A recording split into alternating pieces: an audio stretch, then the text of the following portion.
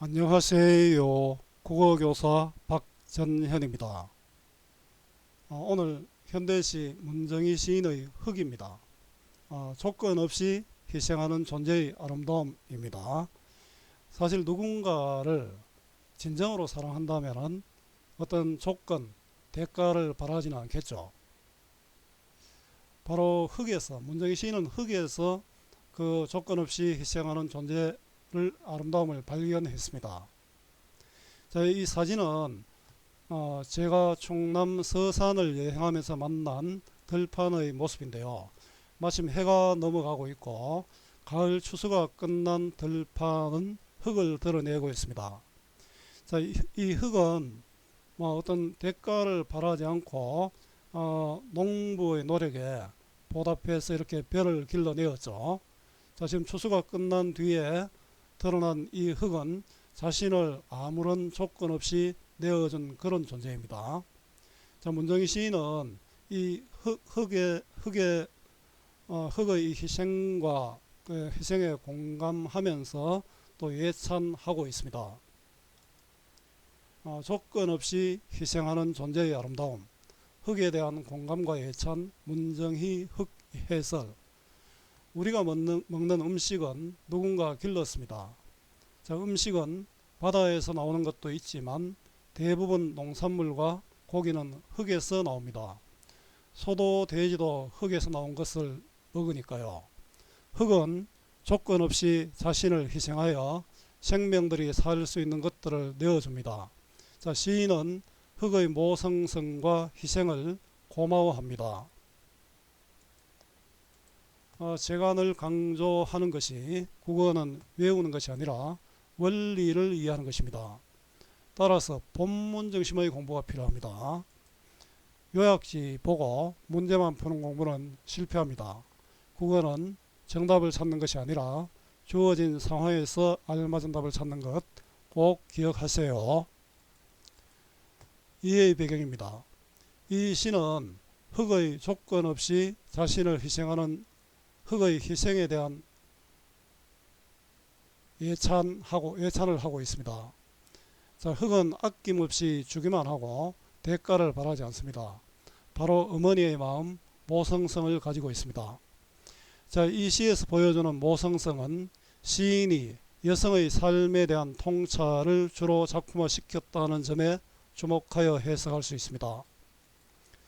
1년에서 흙 하고 부르면서 희생적 존재인 흙의 모성성에 대한 감동을 공감각적 심상으로 보여줍니다. 2연에서 흙은 생명의 태반이면서 생명이 기다릴 수 있는 귀체임을 도공이 항아리를 만드는 것과 농부의 곡식을 만들어내는 것으로 보여줍니다.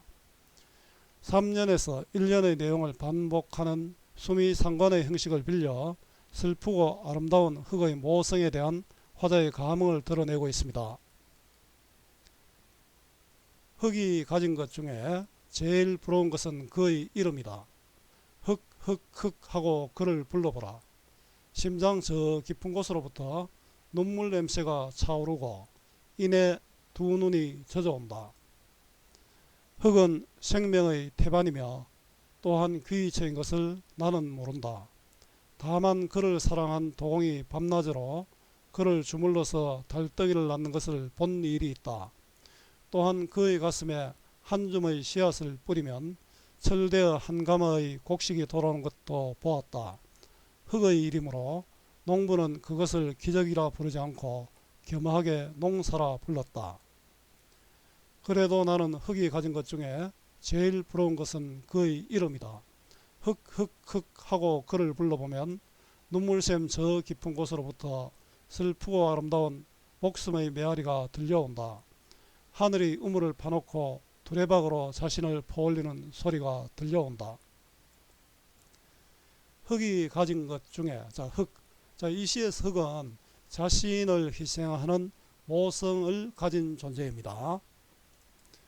제일 부러운 것은 그의 이름이다. 흙이 그로 바뀌었죠. 자, 사람처럼 표현했죠. 자, 흙의 인격을 부여했습니다. 자, 이런 것을 의인법이라 하죠. 흙 하고 그를 불러보라. 여기도 의인법이네요. 흙 흑흑 하니까 뭡니까? 우리가 울 때 흑흑흑 하는 그런 느낌이 들죠. 그러니까 발음에서 오는 느낌으로 울음소리를 떠올리고 있습니다. 자, 울음소리를 떠올리니까 눈물과 관계 있죠. 그래서 두 눈이 젖게 됩니다.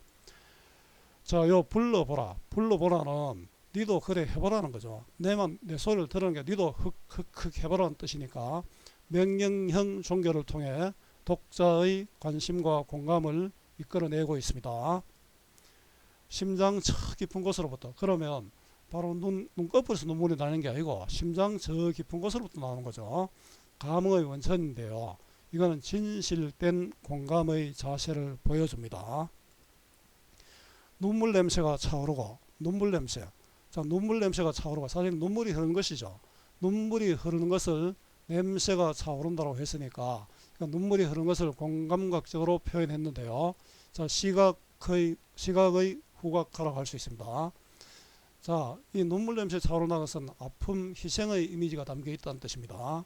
그 화자의 감동을 감각적으로 제시했죠. 자, 이내 두 눈이 젖어온다. 자, 두 눈이 젖어온다. 그 눈물 냄새가 나더니 눈물이 흐르더니 두 눈이 젖어온다는 것은 흙은 자신을 희생하면서 생명의 근원이 되었죠. 자, 그래서 흙도 아팠겠죠. 아팠을 것이기에 내가 눈물이 난다는 그런 뜻입니다. 자, 흙의 아픔에 대한 화자의 감동, 공감을 두 눈이 젖어온다라고 표현했습니다. 자, 흙에서 불어온 것, 흙의 이름. 자, 아픔과 희생의 이미지입니다. 흙은 생명의 태반이다. 자, 태반은 태아에게 영양분을 공급하고 배설물을 내보는 기관인데요. 바로 이 태반이 없으면 아이가 자랄 수 없죠. 그 생명의 근원이 됩니다. 이렇게 대괄로 한 것은 흙의 속성을 나타내는데 그 속성은 어머니와 같이 희생하는 존재죠. 그래서 모성성입니다. 또한 귀처도 흙의 속성 모성성이죠. 인 것을 나는 모른다. 귀처는 모든 생명은 흙으로 돌아가게 되지요. 그래서 모성성입니다. 나는 모른다. 진짜로 모르는 것은 아니겠죠. 알고 있는데 모른다고 표현하는 것을 우리가 반어법으로 강조하는 것이 되지요. 다만 그를 사랑한 도공은 옹기 만드는 사람이죠. 도공이 밤낮으로 그를 주물러서는 노동행위죠. 그냥 항아리가 되는 것이 아니고 도공이 노동을 통해서 달덩이가 나오죠. 달덩이는 도자기입니다. 그죠? 이 달덩이는 흙이 만들어낸 생명이고 흙의 모성성을 보여준다. 흙을 통해서 이 도자기가 나왔잖아요. 남는 것을 나는 본 일이 있다.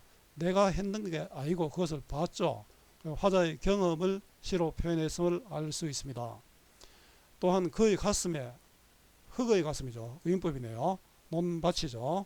한 줌의 씨앗을 뿌리면 이거 원인이 되어서 철되어 한 가마의 곡식이 돌아오는 것도 보았다. 한 가마의 곡식은 흙이 만들어낸 생명, 씨앗을 뿌리고 얻은 것이니까 결과가 되겠죠. 흙의 일이므로, 자, 흙의 일은 흙이 만들어낸 일이죠. 씨앗을 가지고 한 가마의 곡식을 만들어냈잖아요. 흙은 이렇게 생산성이 있는 존재이죠. 농부는 그것을 기적이라 부르지 않고 겸허하게 농사라고 불렀다. 자, 기이한 기적이 아니라 흙의 수고와 희생으로 이루어진 것이라서 농사로 표현했습니다. 자, 생명의 태반, 귀적인 흙 모성성입니다. 자, 그래도 나는 흙이 가진 것 중에서 제일 부러운 것이 그의 이름이다. 1년과 유사하죠. 자, 1년과 3년은 유사한 수미상관식 구성입니다. 이 수미상관식 구성으로 내용을 심화하고 또 구성에 안정감을 얻고 있습니다. 흑흑흑하고 그를 불러보면, 자, 발음에서 오는 느낌으로 연상되는 것을 표현했죠. 울음소리다. 그죠? 눈물샘 저 깊은 곳, 감흥의 원천인데요. 눈 껍데기에서 나오는 게 아니고 저 깊은 곳으로부터 나오니까 그 감흥이 진실하다는 것을 알 수 있습니다. 슬프고 아름다운 목숨의 메아리가 들려온다. 슬프고 아름다운, 이것도 역설이네요. 왜냐하면 자신의 모든 것을 주어서 생명을 만들어냈잖아요. 여러분들도 어떤 것을 할 때 이러한 태도를 보인다면 여러분들의 삶도 풍성해질 것입니다. 누군가를 사랑할 때도 마찬가지겠죠. 자, 역설법을 활용하여 시적 화자의 감흥, 즉 공감을 드러내고요. 자, 모든 생명의 근원인 흙의 속성을 보여줍니다.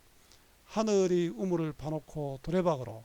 자, 하늘이 우물을 파놓고, 하늘은 하늘과 연결됨으로써 이거는 보통의 것이 아니다 이런 뜻이죠. 우물을 파놓고, 우물은 모태적 공간입니다. 하늘에 파놓은 우물에서 나오는 물이 있어야 뭐 생명이 살을 거 아닙니까? 자신을 퍼올리는 소리가 들러온다. 이거는 자신을 희생하여 생명을 키우는 흙의 속성이 이렇다라는 그런 뜻입니다. 자, 시적 화자의 감흥, 공감이 나타나 있고요. 자, 흙의 속성이 드러납니다. 자, 흙을 통해 느끼는 감흥, 자, 흙의 속성을 공감하고 있습니다. 이를 통해서 흙을 예찬하고 있는 것이죠. 자, 자유로운 형식의 자유시고요. 개인의 마음을 담은 서정시입니다. 또 운문시고요. 성격은 예찬적이고 감각적이고 관조적입니다. 자세히 이렇게 멀리서 바라보면서 무엇인가 느낌을 보여주고 있잖아요. 주제는 자신을 희생하여 생명을 키우는 흙의 속성 예찬이고요. 희생으로 생명을 잉태하는 흙의 모성성입니다. 자, 흙의 모성성과 희생인데 못하네요. 희생에 대한 공감과 예찬이고요. 자, 특징은 생명의 존엄과 평등을 강조하며 모성성을 노래해온 문정의 시인의 시입니다. 차분하고 담담한 어조로 시상을 전개하고 있고요. 일상적 언어로 화자의 정서를 형상화했습니다. 자, 흙의 이름을 울음소리와 연결했고요. 자신을 희생하여 생명을 탄생하는 흙을 보여줍니다. 자, 관조적 시선으로 대상이 지닌 의미를 차분히 사색한다. 내가 감정에 빠져서 이렇게 하는 것이 아니라 한 발 넌지시 바라보면서 보여준다는 뜻이죠. 의인법을 사용하여 친근감을 드러내고 있고요. 반어적 표현으로 흙이 지닌 속성을 부각하고 있습니다. 자, 수미 상관 구성으로 1년과 3년이 대응됩니다. 자, 작품의 화자가 흙과 생명의 관계를 어떻게 파악하고 있는지 이야기해보자 합니다. 자, 흙은 생명을 낳거나 생명이 돌아가는 곳, 자, 생명의 근원이고 또 귀의체죠. 생명을 가능하게 하는 조건이라고 파악했습니다. 작품을 읽은 후의 생각이나 느낌을 바탕으로 시와 현실의 관계를 이야기해보자 했는데요. 우리 문학작품을 통해서 무엇인가 배울 것이 있겠죠. 문명이 발전할수록 흙을 보기 어렵고 생명에 대한 적대적인 환경이 늘어납니다. 시인은 이러한 현실을 직접 거론하지 않았지만 흙의 생명성을 강조하는 이면에는 이와 같은 문명의 비생명성을 염두에 두고 있음을 추리할 수 있습니다. 즉 시인은 생명의 아름다움과 소중함에 대한 인식을 시로서 환기하고 있습니다. 자, 국어 공부 어렵지요. 학교 수업, 학원 수업, 인강까지 들어도 오르지 않는 국어 성적, 그 이유가 무엇일까요? 배우고 문제만 풀기 때문입니다. 여러분들에게 필요한 것은 배우는 공부가 아니라 익히는 공부, 문제풀이가 아니라 본문 중심의 공부입니다. 여러분 네이버에서 국어 공부 잘 하는 법으로 검색 한번 해 보십시오. 선생님이 생각하는 국어 공부의 방법 정리해 둔 것입니다. 꼭 한번 읽어보고요. 자, 오늘 문정희 시인의 흙을 배웠습니다. 오늘 이 수업이 조금이라도 도움이 되었으면 좋겠습니다. 수고 많았고요. 오늘도 고맙습니다.